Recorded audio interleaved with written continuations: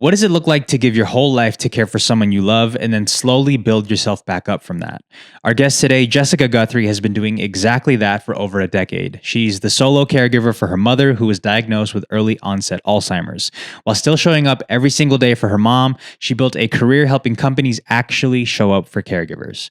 We hope you enjoy this episode. Obviously, we're going to get into all things caregiving, all things Alzheimer's, careers, and all that. But I was just so curious about your mother and who she was when she was raising you and who she is now. Because to me, on the outside looking in, you and hearing about your story, you are such a strong woman to be doing this basically solo. I know that you have some help, but you do a lot of this work for your mother by yourself, right? So who is Constance? Such a good question. Yes, I have been a single solo caregiver for the last 11 years and 7 months. So that is correct. Yes, I have had help, and I have paid for every hour of said help. But to go back to your question, who is Constance? Constance is my mother. She was born in 1948. She is so old school, in the sense that she loves oldies music, The Temptations. My mother is someone who had a big, vibrant, bright personality, a laugh that filled the room. My mom is someone who always left things better than she found them. When she saw a need or a gap, she would always figure out how she could best show up to help fill it, whether that was being or bringing the gospel choir back at church, or whether that was volunteering at the local Boys and Girls Club, or working on a bulletin board at her school where she was a teacher's aide. My mother always wanted to make sure that she was bringing her best to whatever she was choosing to do.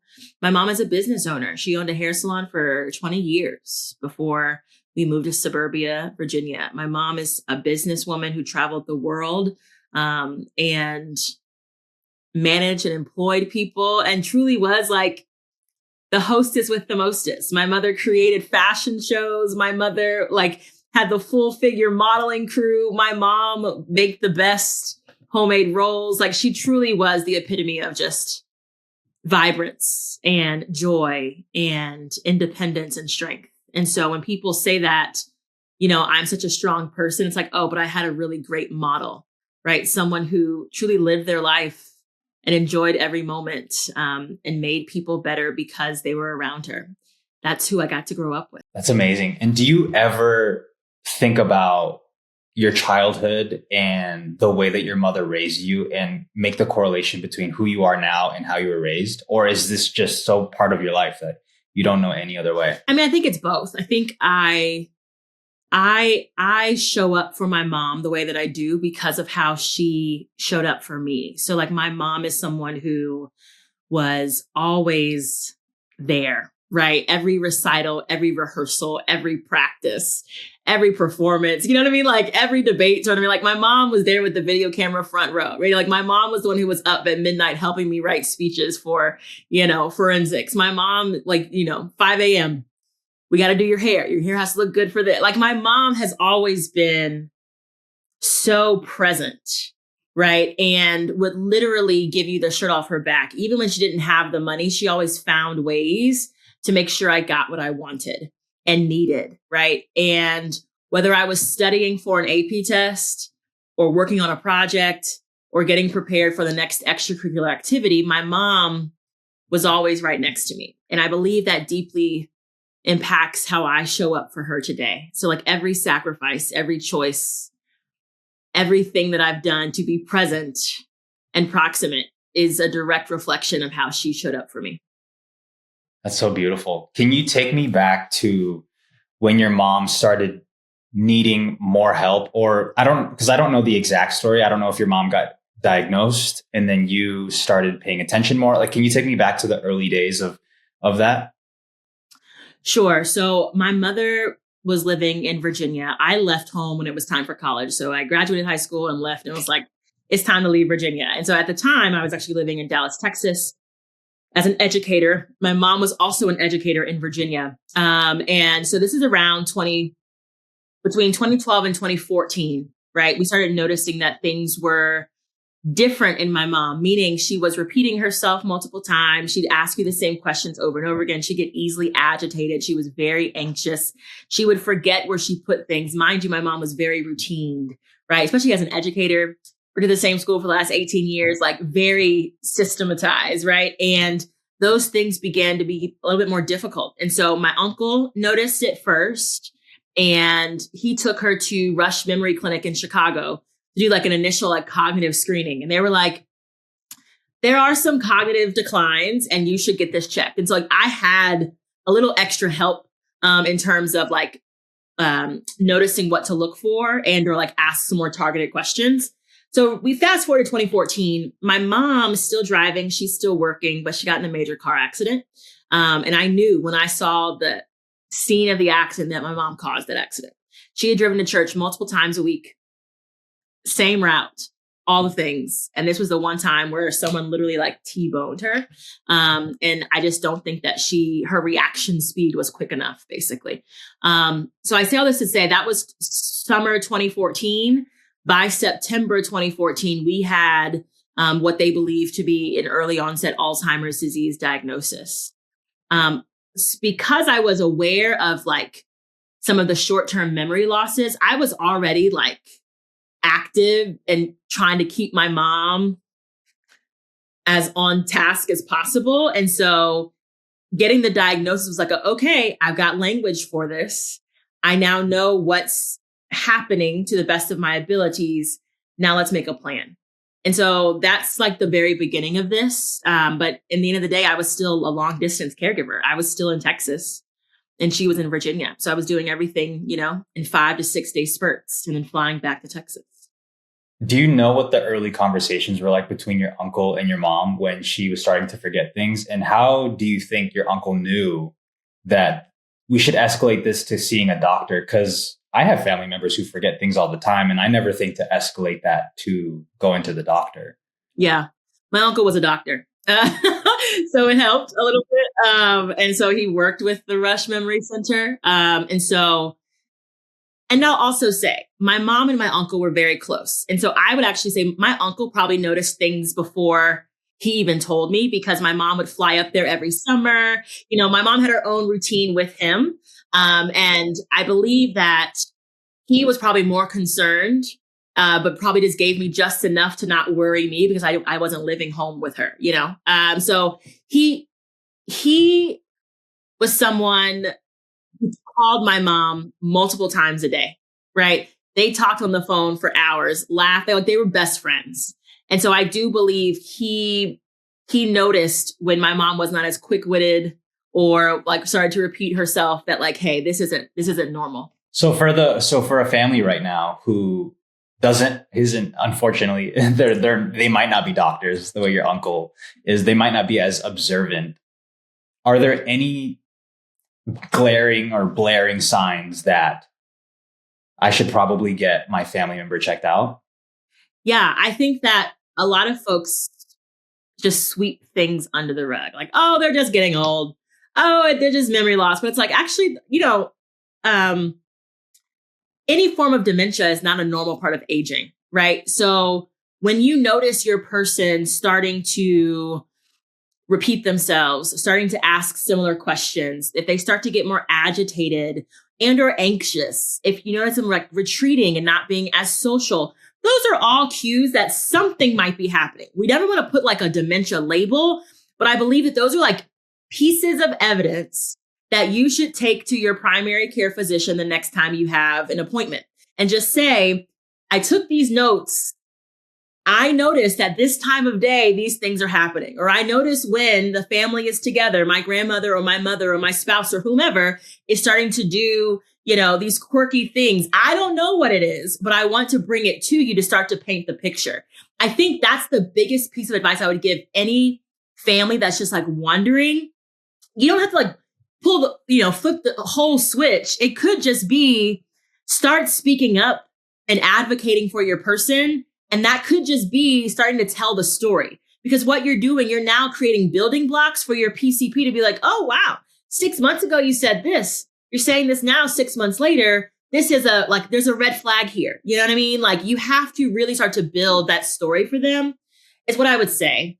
I would also encourage family members to not jump to conclusions because your person who is experiencing short-term memory loss or forgetfulness could just have a vitamin deficiency. They could be exhausted. It could be stress, right? But it could also be something like Alzheimer's disease. You never know, but like continue to treat the human and the person in front of you, not the symptoms that you're noticing. Can you take me back to the early days of you flying back to Virginia to go visit your mom? Were you concerned? Were you happy to do it? I guess you could experience both at the same time. Can you just take me back to what you were feeling and what you were experiencing during that time? Yeah. I worked full time. I was in nonprofit educational leadership in Dallas, Texas. I was on this track for executive leadership. So I was like burning the candle to be seen as confident and competent in my job, to make sure people knew that I was pulling my weight, to make sure folks knew that I was also still primed and ready for promotions. And then I was hopping on planes at like the last flight out of Dallas was at 8:30 p.m. And then I would land at Washington Reagan around 11:30 p.m., close to midnight, and then still have to drive about an hour home to my mom. And I would do that twice a month in the beginning. I would, fly in. My mom would be waiting for me. I would basically do a quick scan of the house to find where she had hidden the mail, where she had put in like banana peels in the closet. I would look for all the things that a person with early Alzheimer's does. I would then look in the freezer to prep her meals. Oftentimes I was prepping 30 and 40 meals each visit to put into the freezer, because at the beginning, my mom could still read directions to heat up her food, but I had to make sure I was cooking it for her because otherwise she would forget to eat. I would go through her closet to see what things didn't fit anymore. So we would often buy new clothes every visit because she was losing so much weight. And then I would set up new systems and routines for her to stay as engaged as possible. So I bought so many puzzles. I bought so many workbooks, so many dot-to-dot number connectors, like all the things that you think your person needs to keep their brain as sharp as possible. Puzzles. I would do all of that. And my mom, honestly, would do it all. She would check and be like, completed on 4/24. Like she would tell me, I would have to refill her medications, which was a whole system in itself for AM and PM meds.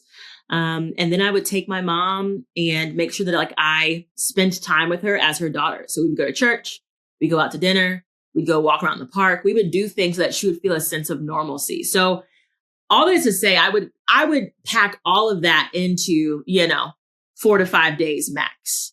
And then I would take that first flight out. There's a 6 a.m. flight from Washington Reagan to Dallas Love Field, and be back in my office by 10 a.m. for the next meeting. Like nothing ever happened. And I did that for years, exhausted and very lonely, because I didn't think that people understood or would understand what it meant to be a caregiver at 26, 27 years old. And so I did a lot of that silently, because I don't think, to your question, I was excited to do it. It was just, we protect you protect your mother's dignity. You protect her image. And right now she's still very active and vibrant. Therefore, people need to see that she's still very active and vibrant. And I will do whatever it takes to keep that image afloat. And that was true for me for the first 5 years, for sure. Wow. And what was your feeling gearing up to go back home, knowing that you'd have to do all this prep for your mother, and knowing that she would have to, I guess, execute on making the meals, making sure she did all the puzzles, making sure she did all the things that you laid out for her? How would you feel leaving the house? Would you be relieved, or would you still have some anxiety? Oh, I look back, I'm just like, oh my gosh, I don't know how this could have gone so poorly. This could have been terrible. And I was nothing but the good Lord was looking out for us, because OMG, right? Because, I'd be like, okay, I'm leaving. See you in 2 weeks. Anxious, exhausted, hadn't slept. You know what I mean? My sleeping came on the plane. And so, my feeling was just, okay, we got that visit done. I did X, Y, and Z thing. She seems okay. cross my fingers. You know what I mean? Like it was truly just, it was survival. Yeah. I would truly like survival mode is what it felt like for me. And I was just, I think so exhausted. I didn't even give myself the space to feel sad, angry, resentful. It was just, we got this set up. I get to go back to work to my life in Dallas for 2 weeks, and then I'll be back to fix whatever falls apart. That's truly how my brain was functioning that time. Mm-hmm. And you talk about preparing 30 meals, which is a lot of meals to prepare for your mother. Was there anything else that you would leave behind to make sure that your mother was good for the next 2 weeks? I mean, so I had cameras in the house so I could see her. So I would always make sure my cameras were charged. I would always like leave her medications, which was a whole system where I would call her. She would go to the wall, take off her medications, get her water. Like there was a full step-by-step, right? And there was also a number of, I would leave little like signs around the house in like, what are those called? Photo frames, but they stand up on their own. Anyway, I would sandwich boards. Yeah, something like that. More, yeah. I would put little notes in those being like, you know, your name is Constance Guthrie. Your daughter, Jessica, lives in Dallas, Texas. You are safe in your home. You are okay. And anytime she would call me like stressed or anxious, I would say, go to the kitchen and read the green sign. And she would read, my name is Constance Guthrie. My daughter, Jessica, is in Dallas, Texas. I am safe and I'm okay. Right. Like, and then I would have other ones being like, this is Miss So-and-so. She is your companion caregiver, right? Like she comes 3 days a week, or things like, this is my home, insert address. I am safe here, right? In her room, I had signs that was like, I am Constance Guthrie. I worked at X, Y, and Z middle school for 18 years. I make really good homemade rolls, right? Like to help her like remember the things that defined her, but also like her identity. And they were actually, yes, for her. But every time I called home, or if I knew that she was having like an episode of being anxious, I would say, go read this sign. And then I would just bring her back down.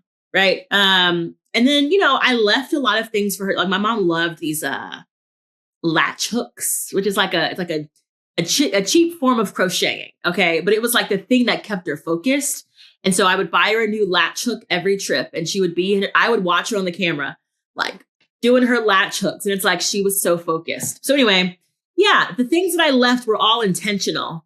And it worked. It worked until they didn't work.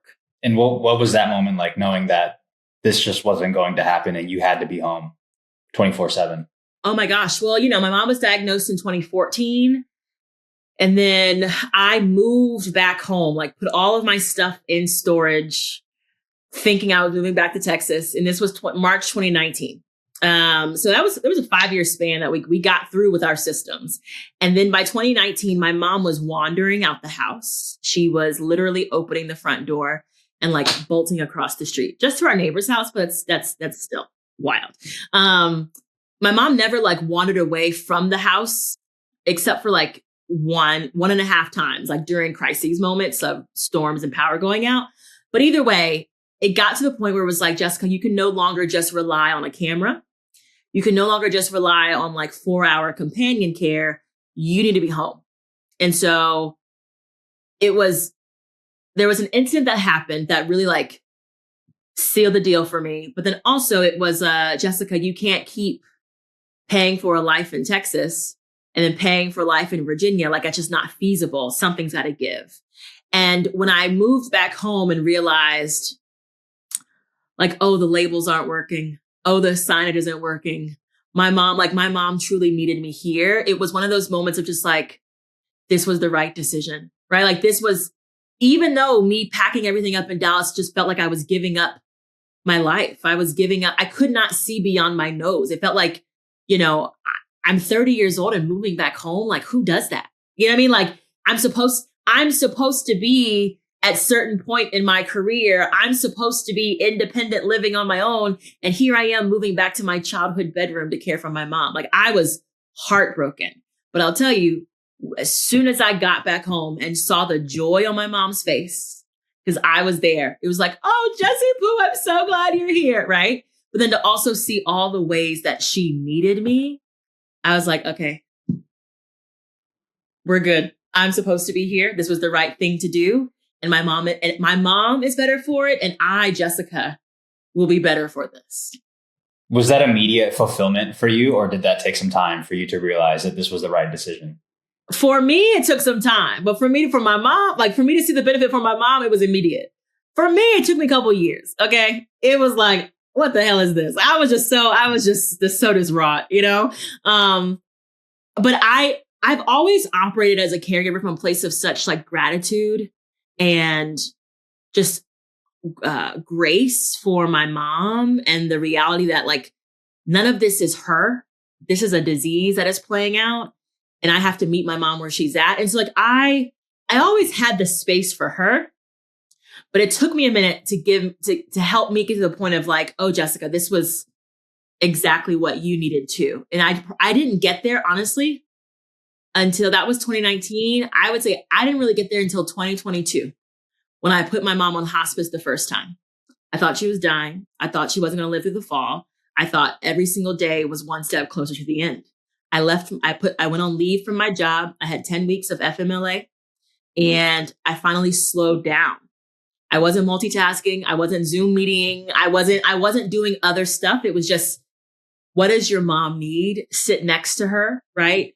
Get present and proximate. And frankly, it was that like set of time where I was like, I'm so glad that I'm here. Right? I was like, I couldn't imagine doing anything else right now. And I'll tell you, like, me going on leave, putting her on hospice the first time benefited her so well. Like, my mom is still living. That was 2022. It's 2026. My mom is still here, right? And thriving in every sense of the word. And so, yeah, I'm rambling, but yeah, I didn't get there till 2022, child. And she had to be on her deathbed for me to really see it. Right? And that's so real. Like, I think caregiver, right? Like what you're holding is not normal, right? Like your body and your soul was not built to carry the weight of someone else, right? Mentally, emotionally, physically, right? And, you know, you're thinking of everything. You're 2 steps ahead always. You're hyper vigilant. You're like over prepared for any little thing that could go wrong. Like you were always in this state of like, you know, hyperactivity, and that weighs on you. And so it's perfectly normal for it to take some time for you to finally feel like all the things, whether it's anger, sadness, frustration, happiness, joy, grace with yourself, whatever, it takes some time. And you have to, I would just say, like, you've got to give yourself the grace in this space to know that. Like there is no race to be run. There is no medal to be like to receive here. Like it's a long haul disease and a long haul healing process. So when you move back full time, you were still working. Absolutely. Yep. I often say I am only the caregiver that I am because I had a really supportive work environment. It is my boss who said, yeah, we'll support you. Go home, like move home. And we'll also pay for you like to have 1 flight back a month to come back to Dallas for meetings, X, Y, and Z. And so like that is unheard of. And that is also why I'm such a huge advocate of the workplace being a supportive environment for family caregivers, because I was still able to show up well and contribute. I was still promoted while being a full-time caregiver, right? I was still supported to be my best self and show up for my mom, all the while show up for the team that I was responsible for. And that's because I had a manager who saw me as a human. I worked for a place that had paid family leave policies, flexible work schedules, the ability to work from afar. This is pre-COVID, so like that was unheard of, right? So yeah, I worked full time. I kept my job all the way up until 2023. Wow. And do you think every company has the capacity to support their employees in the same way that yours did? Every company has the capacity. The question is, does the company have the desire to, right? You have to see your employees, whether they are caring for children or parents or spouses, whomever they're caring for, you have to see them as assets and not liabilities. in order to in order to live in the capacity that you have, right? Too often you hear, and they're real fears, right? Like people are like, oh my gosh, I don't want to say, I got to go to another doctor's appointment. I got to do this because my manager's going to there'll be repercussions. And it's like 60% of the 63 million people that is a caregiver in this country, they are working full time, which means it is highly likely that the manager that you're afraid to talk to is also a caregiver, but like no one's talking about it. Right. And so, yeah, I think that every company is capable and has the capacity. You just have to see your people as assets that are worth investing in, and acknowledging that if I invest in my workforce so that they can still be excellent caregivers, they are going to be excellent workers. Why? Because you have ensured that I have benefits, right? I have stability, right? I get paid so I can take care of my family. Of course, I'm going to show up and do my very best at my job. Why wouldn't I? Sorry, that's a soapbox. I really care. No, I think that's important for people to hear. And I'm curious if companies or managers or whoever is holding a position that is over other people, I wonder if it's that they don't have the desire to treat them as people, or is it because employees aren't willing to just be open and communicate what is actually going on in the home? It could be both. I don't know what the answer is, but I'm curious which one is it? I think it's a two-way street. As someone that is a former vice president of my organization, I knew that I had a responsibility as a team leader to operate from or lead by example, right? To lead from a place of vulnerability and honesty, because I knew that people on my team, whether I knew it or not, were looking to me for how I would operate and show up as a family caregiver, to give them permission of how to operate and show up as a family caregiver. And so I do believe whether your company has policies or not, you need managers, leaders, the people who are directly responsible for other people's experiences, to have enough empathy and curiosity to hold space for the realities of, your employees and their team members. You need to have managers who at least know the basic resources to be able to respond thoughtfully when someone does come to you. You need to have managers who are willing to actually engage in a dialogue conversation and not shut someone down when they bring an issue to you, right? People don't leave jobs, they leave bad managers.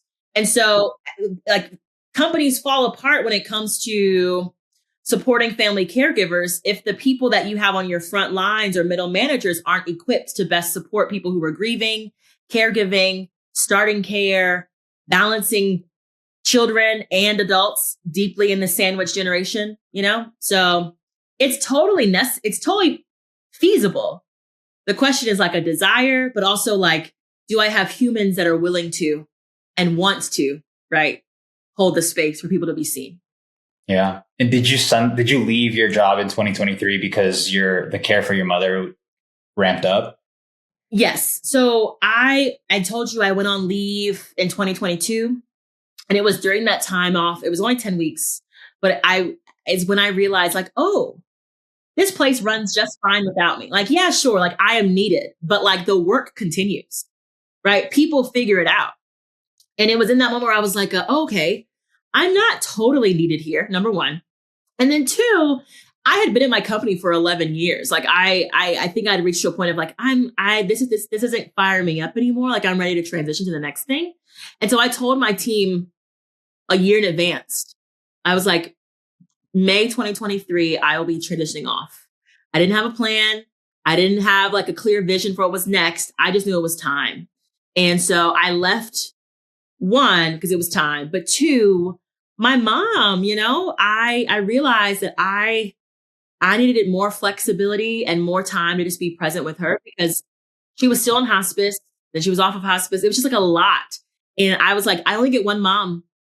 So I will figure out my career, but I want to make sure that I like give her what she deserves at this moment in time. Those are the two reasons. Yeah. And I know you said you didn't have a clear plan of how you were gonna live your life after that. But what was the smallest desire for you in terms of your career leaving your job? Yeah, so I had spent my entire life up until then working in educational leadership, right? So I really cared about K through 12 education.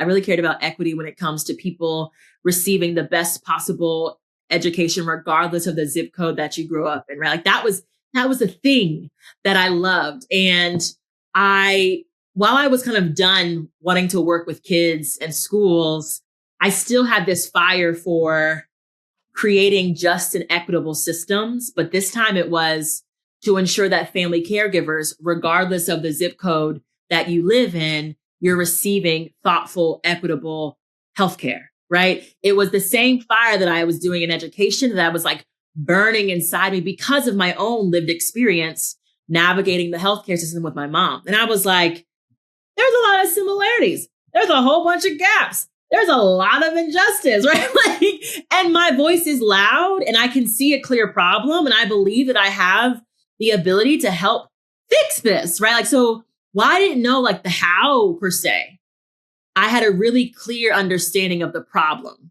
And I wanted to be a part of solving the gaps that I was noticing in healthcare and people's lived experiences as family caregivers. Yeah. So from 2023 to now, what has that journey looked like for you in terms of your career and then your care for your mother? Because I know those are both running at the same time. Yeah. So my mom, between 2023 and now, her disease has absolutely progressed. My mother is fully bedbound, no longer ambulatory. She is nonverbal. She is fed and given every sip of water through me. I am her literal lifeline. My mother is on hospice again, and she's been with this current agency now for over a year and a half. My mother very much is in the most advanced stage of this disease. And at the same time, right, over the course of the last 3 years, my mom is still thriving in this stage, right? She still knows that I am truly caring for her and keeping her safe. And she is totally loved, My mom can still say, thank you, Jessie, right? Or she'll be like, I'll be like, do you know this is Jessica? And she'll say, I know. And you're like, okay, so then she still finds ways to surprise me and let me know that she is grateful, right? And also I am not naive in the fact of knowing and understanding where we are. And so every day as my mother's daughter and caregiver, I treat it like magic time because every day is truly a gift and I don't know what the next day brings, but I do know that if it is the last, I've done everything and have treated her with dignity and respect and have loved her through the very end. And that's all that I can do. And that's what I know she expects of me too. Thank you. At the same time, parallel tracks. I'm also like, girl, you gotta make some money, right? You still got bills to pay, right?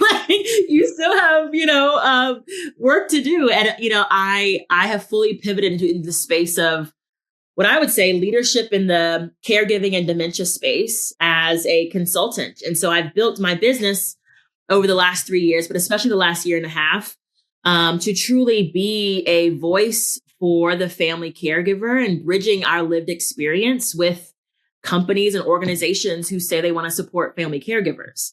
And so it's been a whirlwind of speaking engagements, consulting, doing really cool projects, and using my voice to help amplify the realities of so many of us, especially those of us who are 45 and under and people of color and doing this solo, right? We are here and here to stay and deserve to be seen and supported. Question about hospice. What does your mom being on hospice mean? Oh, good question. Yeah. So I think that people have a lot of misconceptions about hospice. I think TV and movies have not helped us. I think hospice and dementia is an interesting topic because essentially when you say that you want to put your person on home hospice, you're basically saying that should your person's disease take its natural course, they will die within 6 months or less. We also know, right? Jimmy Carter was on hospice for close to 2 years. My mom has been on hospice for over a year and a half. You might not die within 6 months. However, you are showing progressive decline. And so home hospice is truly saying, we no longer want the hospital. We no longer want, treatment. If my mom was receiving treatments, we want to be at home receiving compassionate, individualized care. And that means my mom gets weekly nurse visits. We have weekly CNA visits for bed baths and grooming. You have access to a social worker. You have the chaplain. Some agencies have massage therapists, art therapists, music therapists, volunteers. It really is when you have an excellent hospice support around you, the chance to just like progress with dignity and grace and truly be person-centered. And frankly, side note, for anyone listening, I do believe that our approach to hospice should honestly be our approach to all types of healthcare, because my mom plateaued for a reason. And it's because we weren't like stressed and doing all things hospital focused. Anyway, so hospice, yes, 6 months or less. And every 90 days, you are evaluated for changes to indicate to Medicare whether or not you should remain on hospice. And every supply, every piece of equipment, every medication that you might need is supplied through hospice, and you're taken care of at home. Wow. Couple questions, and I have to bake them into one because I might forget. One, who is coordinating all of this for you? How are you finding all of this support that's coming to the house to help? And also, how are you affording this? Is this private pay? Is this through insurance? How does it all work? Well, all of the supports that I just named through hospice are covered through Medicare Part A, which everyone has if you're over 65. So there is no out-of-pocket costs for anything that comes through hospice. So equipment, supplies, any of that, like there is no bill that my mother receives, nothing that I pay for. If I am paying for care, we fall in the messy middle. And so, you have to, I think there's an assumption in the United States that like Medicare covers the cost of home care support. And it's like, I'm sorry to break it to you, it does not, right? Like, and so unless you have the financial means to pay for care in some way, and or if you qualify for Medicaid, state-based aid, where you get supports there, you are paying out of pocket if you fall in the middle. We fall in the middle. So every element of my mother's care that I've had to get, whether it's companion care, skilled care, people to be here 24 hours while I travel for work events, it's all paid for out of pocket. When you say afford it, no one, like it is like the average American cannot sustain how much this really costs, right? Like I was gone, for instance, on a work trip for 6 days last week. And just for 6 days, like 156 hours of care, it was a little over $3,000 just for care, right? That's not food. That's not prep. That's not making sure people are okay, right? And so that's only 6 days. If you make that like into a full month, right? Like you're now thinking like people are paying thousands upon thousands of dollars just for someone, honestly, to sit with your person, to make sure the house isn't on fire, right? That's astronomical. And like, I say this all the time, is that like, it's not a matter of like rich versus poor. Like you can be a hardworking person and truly just not have the means, right? Like not everybody who is struggling is because they're poor. It's because the cost of care is out of this world, right? $21,000 a month for care, right? If I choose to put my mother in a facility, high quality, that's at least $10K a month. And that's assuming that like it's local, high quality, and what my mom needs, right? And so you think about it, you're just like, something's got to give. Something's got to give, because it's not sustainable, but it's also just like our people, like our parents, our loved ones, our grandparents, our spouses, our siblings, whomever, they deserve so much more, right? No matter whether your person stays at home or goes into a community or whatever it might be, people deserve to still have joy and thrive and be seen as humans, not just put aside hoping they die within 90 days or less because you can't afford anything more than 3 extra months of external care. Like that's outrageous. Sorry. I hear you. For the people listening right now, and for me myself, my parents are still able-bodied, thank God. Is there anything that we should be investing in? Is there anything that we should be doing now to afford care for our people if that time ever came? Is there anything that you wish you would have done sooner in terms of your finances that you wish you would have done sooner that would make all of this a little bit easier? Oh, sure. I mean, I think that if you have the ability to invest in long-term care insurance, I think it's a worthwhile investment. Again, there's equity issues here because, anyway, I won't go that rabbit hole, but still, if you have the ability to contribute to long-term care insurance, you absolutely should. I also think that understanding and getting all of your legal documents in place early. So like speaking with an estate attorney, understanding how to move your money, protect your assets early, because so many people who end up caring for a loved one in their family are like, they need Medicaid because they truly just can't afford it. But they don't realize that like you end up messing things up with your person's home and their assets if you don't move their stuff early enough. And there's often like a 5-year look back period. And so again, every state's different, but having the legal wherewithal to be able to navigate and work those systems requires at least 5 years in advance. And so doing that early would have been so helpful, no matter how much the cost was. I also think things that, you take for granted now, right? Like your mobility matters so much. And so staying very functional will take you very far, right? So your flexibility, your ability to walk, your ability to like bend over and get up, practicing falling and then practicing getting up off the floor. Like those things seem really simple now, but can be the difference between, you thriving and you really struggling. I also think you hear it all the time, but really taking care of your brain health. And that really starts with being thoughtful about your heart health. Like brain health and heart health are connected. And so your diet, what you consume, like information wise, people wise, energy wise, like all that, I would offer for anyone to be thoughtful about. I think the thing too, we don't talk about enough, but you really got to have your village together. And I don't mean this like, I need help. It's actually like, who's calling to check on you if you live alone? If you like, who is the person that's stopping by the house to make sure you're okay if no one hears from you within like 2 to 3 days? Like, do you know who that is? Like, do you have that person?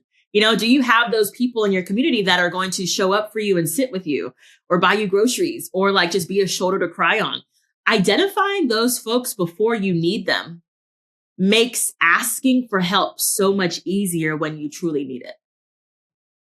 Do you have a village around you? And if so, how did you build this up over time? Yeah, I think my village evolved over time. I think that as a younger caregiver, you just assume, I think I had a lot of assumptions about what support would look like. You assume that your family will show up for you in a certain way. You assume that like, your friends will stick around. But I would say like, there's a lot of folks that are not around 11 years in that were around at the beginning, right? I think because, I don't know why, but I do think that like, again, it's a long haul disease, but people don't know how to support long haul things, right? People are good with grief in spurts. Oh, your person died. Cool. Here's a casserole. Here's a card, checking in on you. And then like, they're done. It's the same kind of with dementia care where it's like, whoa, this is really hard. I'm checking in on you. And then you don't hear from someone like 5 years. And it's like, oh, I'm just checking in. You still caregiving? Yes, girl. We still here. Right. Like, and like that surprised me. The distance that people create, the distance that my mom felt in her own friends. Anyway, I'm rambling. What I want to say is, how did I create my village? One, I was open to people showing up for me that I least expected. It is the people that were not my close friends. They were actually like work colleagues and, acquaintances that actually poured into us in ways I could never even expect. And I'm just so grateful for. It wasn't my family that like helped us out. It was the folks at church who were doing all the pickups and, checking on my mom. And, I'm just so grateful that my mom invested in that community early and I was able to continue to cultivate that. And I think the third layer here is truly just like being honest about what I needed. Like I stopped for a long time. I didn't say very much and I suffered silently. But the moment that I became way more vocal and open about what I was experiencing, it actually opened the doors for people to show up for me, right? Because people could now like see how heavy things were and how hard things were, which I think I don't think I know. It allowed for people to truly be my village. So that's the how. I think the how is truly like just being open and honest about what you need and not being afraid to ask for help and then say yes to receiving said help. What does a conversation sound like between you asking for help from a church member or from a neighbor? Because I think I've heard a lot of caregivers say, I don't think I know, I've heard so many caregivers say, I just don't know how to ask for help. Is there, what's a script that we can give them? Yeah, I think depending on your style, there's a couple of ways you can go about it. If you're like, I'm not a big conversation person, like I struggle with words, my advice has always been just make a list of the things that you truly need. And that list could honestly be someone to clean my gutters, someone to mow the grass, someone to go grocery, like whatever your list is, just make the list. That way, when the question comes, because it inevitably will, of like, let me know what you need. You're like, oh, great. On my phone, here's my list. Can you do one of these 10 things? Right? Like simple. Take the pressure out of having to do all like, well, if you could, if you don't mind, would you be like, no, stop. Just give a list. So that's approach number one. Approach number two, if you're someone who just needs the words, I think it's as simple as, hey, I know you said reach out if I ever need anything. I'm now at the point where I need something. Would you be able to, and then insert the thing. And if they say no, say, okay, thanks for letting me know. And you move on to the next person, right? Like I think sometimes people also don't ask for help because they're afraid of potential rejection. But actually rejection is clarity. That clarity now lets you know, okay, cool. I can't go to them for that next person, right? But so it doesn't mean you stop. It just means, okay, insight, helpful. Let's move on. And then I think the other thing that I would say is you might not know what you need. You might be like, I don't know what I need, but I know that I need someone to sit with my mom right now. Is that possible? Right? Like, or I'm not really sure the next steps to take, but I am committed to not doing this alone. And I wanted to let you know that I'm having a really hard time. What does that now do? That opens up the door for someone to be like, I should check on Jessica, right? Like, or let me send Jessica some groceries, or, you know what I mean? Like you've opened up the ability for someone to engage in a conversation with you and not make assumptions of how you're doing because they just don't know, you know? Are you anticipating the passing of your mother? I mean, I think every day you're grieving pieces of your person. And so I think like I'm hyper aware of the realities of what the end looks like. You know, I think, I don't think I'm anticipating her death, but I am anticipating the end of this journey. And I'm separating them because I do think like they are a little separate. And so I often see like, or ask myself, like, who is Jessica going to be post caregiving? Or like, what do I want to be doing in my life when this is over? Or like, how do I want to feel? Who do I want to be around? Like, I think about that often. And it's when I watch movies or TV shows where someone dies, I'm like, oh my God, like, I just bawl, like just cry, like, wait, like, so I do think there are moments that like turn the switch on for me of like, okay, yeah, the end is near. But at the same time, I choose to live in this space of like, okay, let's make the most of today. And if I wake up tomorrow and she's gone, okay, I'll deal with that when it gets here. Yeah. And I'm curious because you speak about your career and the way that you approach care with so much enthusiasm, I guess is the best way for me to describe it. You care a lot. You embody the word care to me. And I'm curious how you don't let your current situation bog you down and you don't turn your situation into a pity party, because it doesn't seem like you're having a pity party. It seems like you're still actively living your life. You're still caring for your mother and you're still trying to figure things out, and you're not letting your current situation completely overwhelm you to the point of not taking any sort of action. I think it's been 11 years, almost 12, Chris. And so I say that in the sense of like, I don't think I've always been this enthusiastic about caring for my mom. I haven't always been this positive and joyful about the privilege and opportunity to care, right? I've always had the orientation, like I get to care for her, like that. I'm grateful.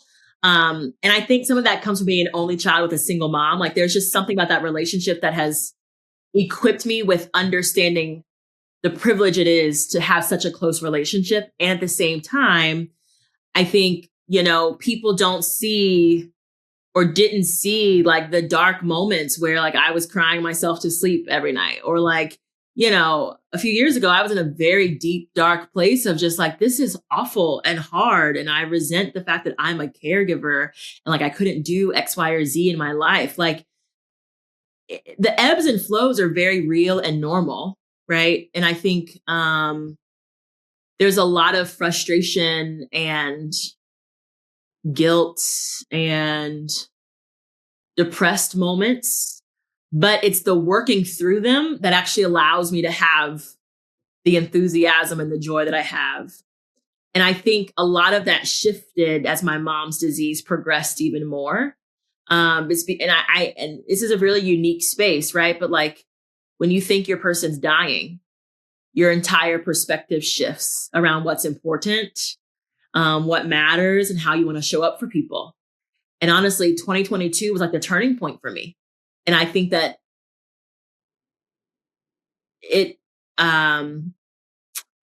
that year revealed so much about like, where was I putting my energy and time?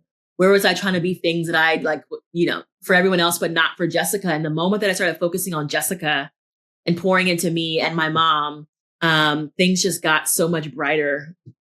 And yeah, and that's my story. That's my journey. Everyone's different, but my biggest piece of advice is like, give yourself the space to feel. It's okay to have the dark moments, get help if you're in the dark space, right? Like, or, let people in, but like the roller coaster is real, and it's okay if you're in that deep valley for a moment, because this isn't something that will ever just be rainbows and gumdrops. You're watching your person slowly slip away. And you have likely chosen to and or been forced to, right? Like give things up. And that is hard. And you're watching your friends and family members and people around you progress and do things in life. And it is a natural thing to feel left out, to feel behind, to feel as if like people forgot about you. And what I always say to people now, it's like, yes, and the and is that like I have an experience that my peers will never have. The last 11 years have equipped me to be something so great. I can't even like picture it, but like these last 11 years have literally been like jet fuel for who Jessica is going to be. And that is freaking amazing that no one else gets to say that that's part of their story. And so, yeah, my reframe is really powerful now because it's not a pity party. It's actually like a cool. Sure, I couldn't do X, Y, or Z, but this is also what I'm doing. And that's pretty freaking amazing. And I'm proud of that person, And I'm proud of that person too. Yeah. And couple more for you. I'm so curious about the work that you do with other companies in this space. And I'm curious what you see companies in the caregiving space get wrong. I think no matter the size, whether you're like a big giant in the aging and care space or you're a startup, I think that one of the main things that I have been witnessing recently has been like people, I don't want to say forgetting, but like they're missing the mark when it comes to reaching the current demographic of family caregivers. There is still so much focus on the Gen Xer and above. And, I get it, right? The older adult child, right? The older person that is caring for their 85 plus year old parent or their grandparent. But it's like, you do know that 1 in 5 family caregivers is a millennial, right? That's 45 and under, right? You do know that like Gen Z, they are 100% now caring for parents because their parents had them much older, right? Like, and so what do I notice in companies? That there is still a significant gap when it comes to seeing, affirming, and supporting the very people who are deep in the trenches of caregiving. And companies are fundamentally behind if millennials and younger are not your prioritized demographic of people that you desire to be supporting. Where do you think that stems from? I mean, I think it stems from just like societal assumptions about who's a caregiver, right? Who gets to care, or how people age and what aging looks like in this country. I think it comes from misperceptions of in the dementia. The cases are getting younger and younger by the day, and so I think it's not for lack of desire, right? Like I think once I often make it aware, like make people aware that it's like, oh yeah, but it's just because of lack of just, I think, like access to people who were younger doing it, right? Which is why I believe I'm such an important person for many companies, is because it's like, I'm not just telling you, like I'm 100% living it. And if I look at your materials or your organization right now, I don't see myself. And frankly, I've been a caregiver for 11 years. Therefore, you truly are ignoring me. You know what I mean? Like, and so I think like that, it stems from not having someone say like, I don't see myself in this. And if you don't have people around you on your teams and your strategies, whatever, you're going to miss the mark. Yeah. I mean, for you to be in it for 11 years and to not see a company that you feel like you could see yourself in, it's a huge miss. Last question for you. For the caregivers who are in the early stages of this journey, who feel all the feelings of the pity party, the resentment, the anger, and not that ever goes away, but maybe they can't see themselves reframing this and seeing this from a place of gratitude. Is there any encouragement that you can give to them? When you're in the thick of it, there's still so much power in just showing up every day. You don't have to be perfect. You don't have to like fit this mold of what it means to be an excellent caregiver or like being a good daughter or a good son. Like you showing up and saying, I'm going to try again, even though yesterday was terrible, right, is already a win. That is already something you should be proud of. I think as you continue asking for help, seeking out local supports and resources and people just helps make the burden a little lighter. And like asking for help doesn't mean that you are any less than capable, that you are, not able to do something. It actually just means like, I recognize my limits, and there's so much power in recognizing your limits and delegating and getting the support that you need. I think the last thing I'll just say is that, saying yes to supporting a person that you're caring for is half the battle, right? Loving someone is just half the battle. In the end of the day, right? I think approaching care like you are leading a team or leading an organization or a classroom, or like care for someone is 100% a systemized thing. And I think when you're in the emotions of it all, zoom out and create the system that you need to be able to function. Create the routines that you need to ensure that you get what you need to show up. So if that means, right, you now need to treat your care scenario like a classroom where you have routines and structures and organized systems to be able to function, do it, right? If that means you now have to delegate and work with your external care team, like you're project managing something, do it. Because in the end of the day, remove the emotions and just focus on the tasks at hand. It helps you move through those times when you have no words, when things are tough, because you can wake up and just rely on the systems until you have the capacity to give yourself the space to feel. And that is 100% okay. And I wish more people thought of care like that until they gave themselves the space to really to really move beyond this feeling of woe is me. So you do whatever you have to do that. And that's my suggestion. It's amazing. You have such amazing advice and you speak from such a place of wisdom. And before we hop off, I just want to encourage you. And we've only been in the same room, maybe a few times, a handful of times. Every time we meet or anytime we're in the same room, you have this light that you bring into a room that people are so attracted to. And for the people that have gotten the chance to meet you, I feel like they would say the same thing. You just have this star power about you, and it is infectious, and I love being around it. And thank you for everything that you do. I know everybody that I talk to that knows you speaks so highly of you, and you're just doing amazing work. Thanks so much, Chris. That means a lot. I receive all of that. Thank you. Let's go.